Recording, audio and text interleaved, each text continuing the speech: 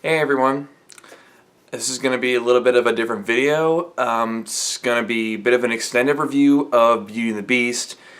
These videos aren't going to be coming very often, but if there's something that I feel like I need to address about a movie, like I'm going to be doing with Beauty and the Beast, I'm going to make this sort of video. Like, these may come every once in a while, but there's some things I need to address about this movie. Now, I saw this movie back on Friday. So I don't know where February came from. Back on Friday, and I was really excited for this movie. I was very anxious for this movie to come out. Like I said in my original review, I'm a huge fan of Beauty and the Beast. It's one of my favorite Disney movies. I love the music. I love everything about it.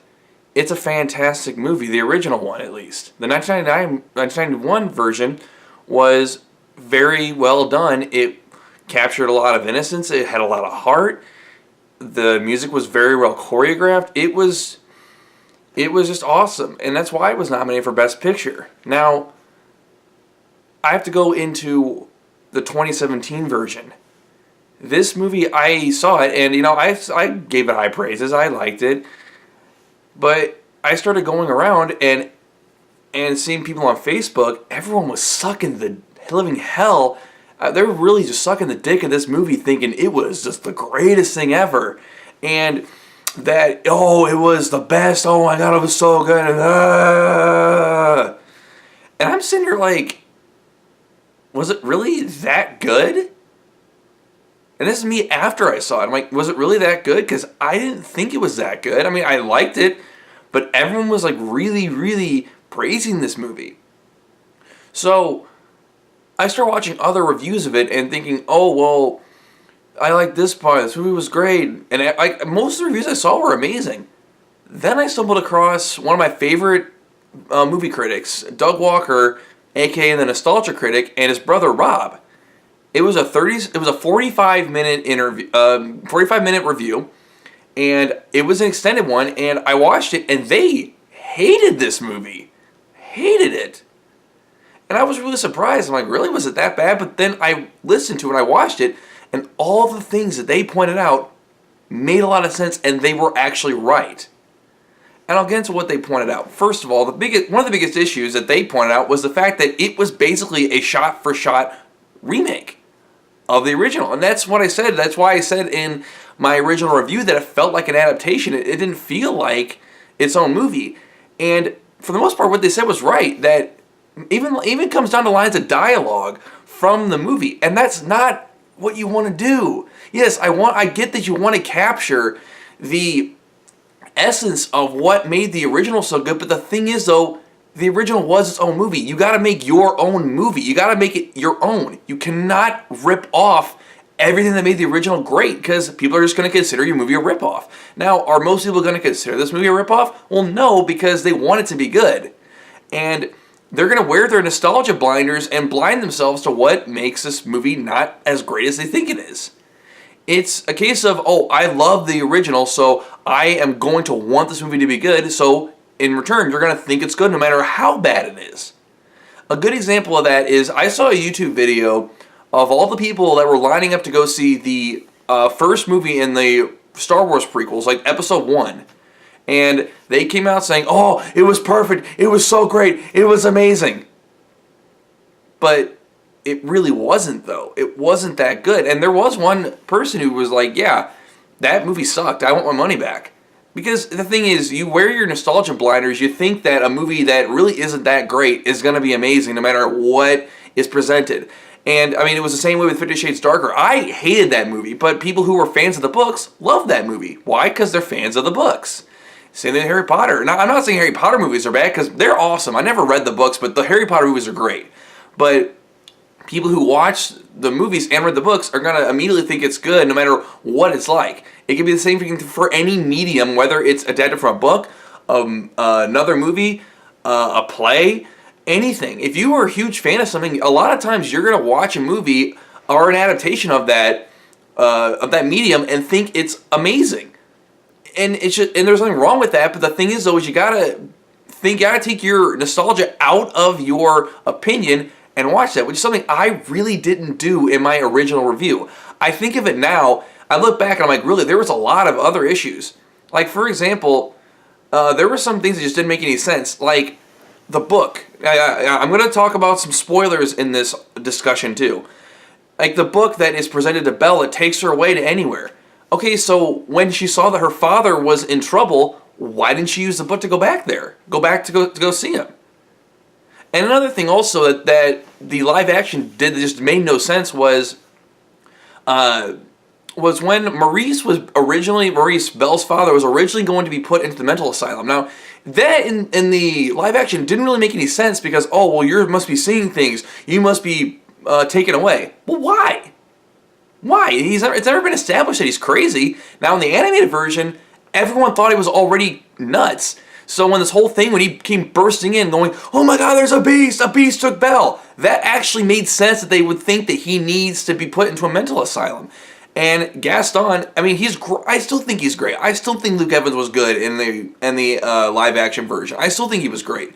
But it's just he was a lot more diabolical in the animated version. And, I mean, you can't really do that. But also, another thing, Gaston's death was handled a lot better in the animated version. And him as a character was handled a lot better.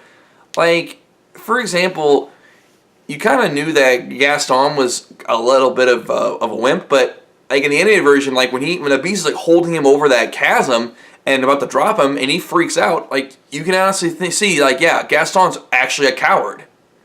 Whereas, and that's like the first time you really think that he might be a coward. Whereas in the live action, you can still already kind of tell that he's a bit of a coward, but way early on. So that kind of takes like his manliness out of it, and that's a bad thing. And I know I'm going to get a lot of heat for this. Emma Watson was not that good as Belle. She just wasn't. She's a good actress. She does a fine job, but she wasn't like groundbreaking as Belle. She did her part. She did just fine, but her singing, you could tell. Like, I guess it's just because I'm into audio and film. Like, I can hear these things, but you can tell that Emma Watson's voice is really smoothed out by computers. Like, you can tell that that's not her normal tone. Now, does that mean she can't sing very well? Well, it means she's not an amazing singer. She's a decent singer at best. And, I mean, everyone was on the bandwagon thinking that Emma Watson was the next great Belle. She's better as Hermione Granger. That's still her best character. Yeah, she's been in several other things, but she's still Hermione Granger. That's just about it. And, I mean, this movie just was not as good as I thought it was after I really let it sink in.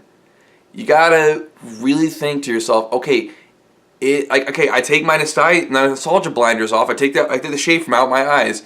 Is it as good as I thought it was? And the answer is no. It's not as good as you think it is.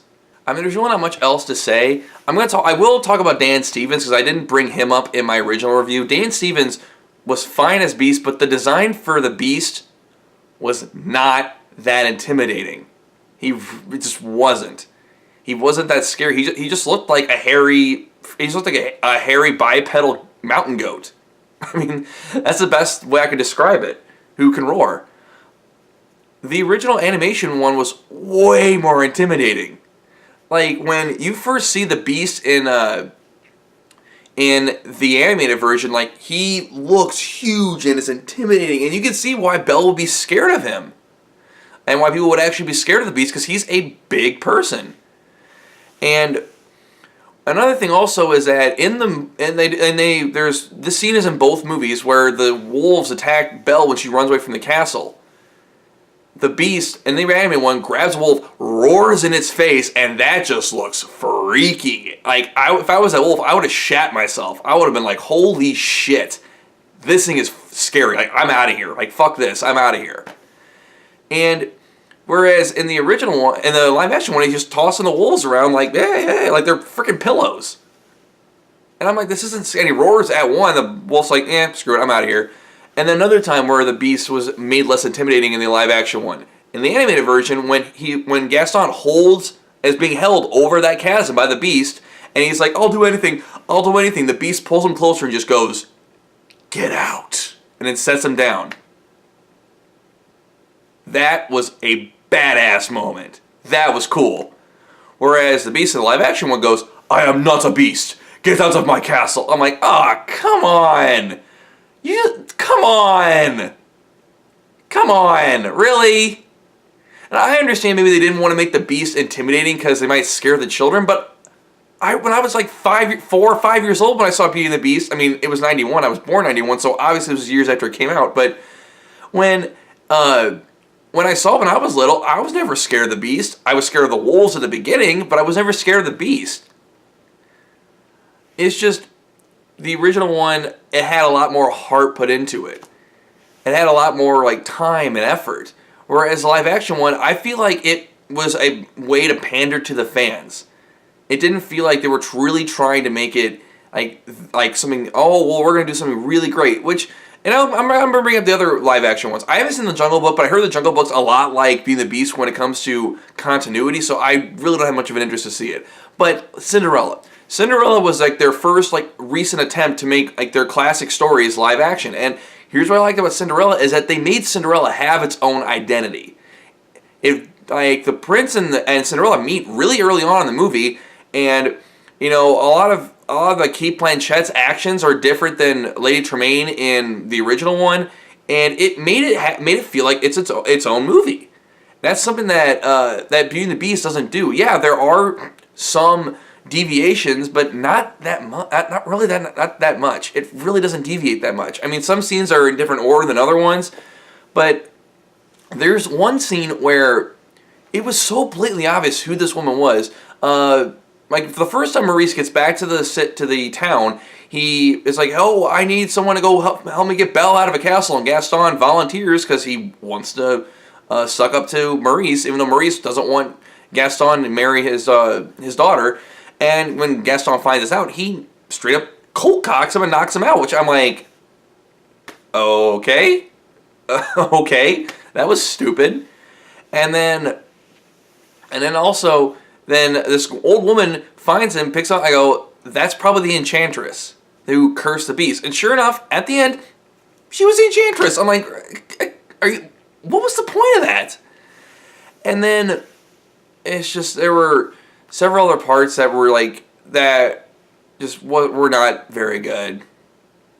I mean, I stand by it. I say Josh Gad was fine. Which, by the way, what was the point of saying, oh well, he's a gay character and he's gonna be gay and blah blah blah? What was the point of bringing that up? Because, and I brought this up to my coworkers and my friends. Kids don't know what gay is. Like younger kids, like I didn't know what gay was till I was like in middle school. So like all the kids younger than that, like they're not gonna know what gay is, nor are they gonna care what gay is. I never thought LeFou was anything gay. I just thought he just was an idiot who really liked hanging out with Gaston. So what was the point of saying the whole gay thing? That was just dumb. There was no point to that. And I guess it's just a pander to more audiences and be more politically correct, which, trust me, I can go on and on about that sort of mindset, but I'm not going to. There was no point in announcing that, oh, LeFou is gay. That was so stupid. But, like I said, I thought LeFou was fine. I thought Cogsworth and Lumiere were fine. I still think Luke Evans is great. Maurice is awesome. Emma Thompson's fine as Mrs. Potts. All the actors and characters that I praised in my original review, I still stick by that. But now, after really analyzing all the major issues that this one has, I can't bring myself to keep my score as high as it was in my original review for Beauty and the Beast. I can't give it a 9. I gotta bump it down. It's a 6. A 6 out of 10. I know a lot of people are going to disagree with me, but I have to take away my nostalgia and my childhood to really analyze, is this movie good? And this movie just really is just okay. It's not, I don't think it sucks, but it's not like the greatest thing ever. Because there are major, major, major problems with this movie. So, I understand if you guys may not agree with me or may hate my opinion, but I just felt like I had to make this video to really point out some of the glaring flaws of this movie. Alright, I'll see you guys later.